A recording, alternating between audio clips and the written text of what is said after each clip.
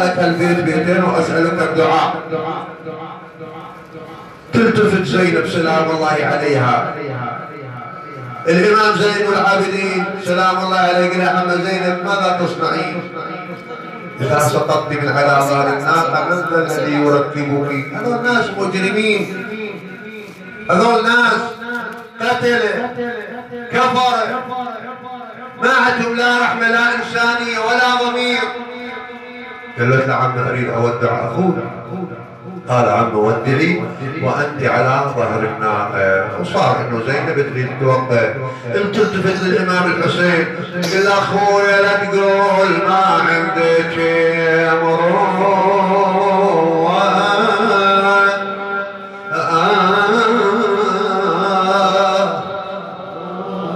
والله لا تقول ما عندك مروءة، ولا تقول ضيعتي الأخوة.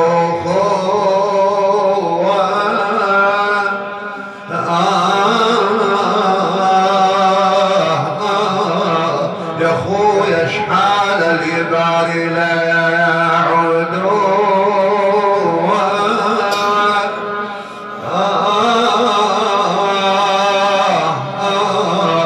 والله صوته ترى صوت علمتونا يتلاوى.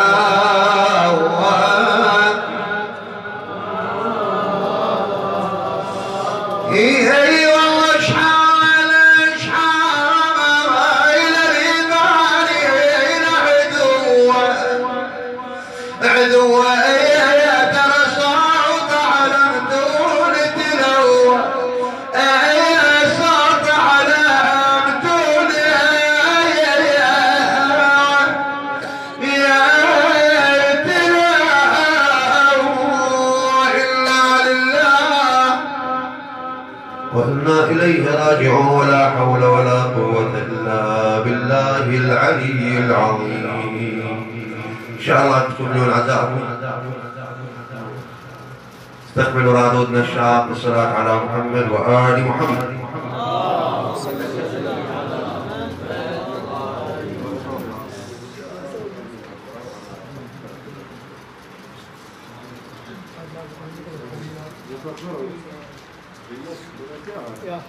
يا حسين